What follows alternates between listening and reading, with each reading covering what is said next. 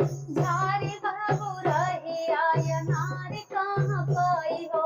झारी बाबू रही आय नारी कहाँ पाई हो, अनारी कहाँ पाई हो, अनारी कहाँ पाई हो, झारी बाबू रही आय नारी कहाँ पाई हो, झारी बाबू रही आय नारी कहाँ पाई हो। सासी मांगे लाडू ननद मांगे पियड़ा, सासी मांगे लाडू ननद मांगे पियड़ा, ननद मांगे पियड़ा, ननद मांगे पियड़ा, सैया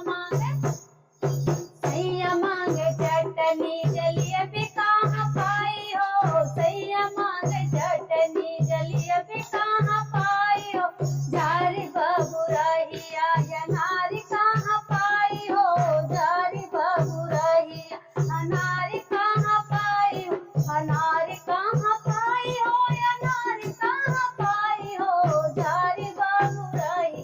अनारी कहाँ पाई। सासी मांगे लहंगा ननद मांगे चुंदरी, सासी मांगे लहंगा ननद मांगे चुंदरी, ननद मांगे चुंदरी, ननद मांगे चुंदरी, सासी मांगे लहंगा ननद मांगे चुंदरी, ननद मांगे चुंदरी, सैया मांगे सूट पतलून कहाँ पाई हो, सैया मांगे सूट पतलून कहाँ पाई हो, झारी बाबू रही आय नारी कहाँ पाई हो,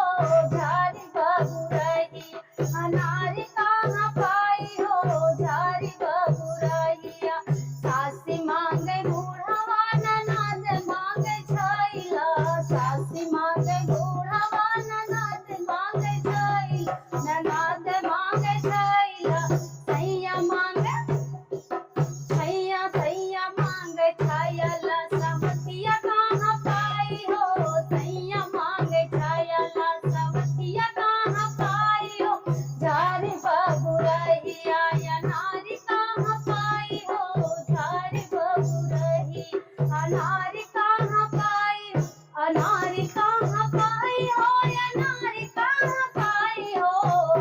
अरे झारी बाबू रही आय नारी कहाँ पाई हो।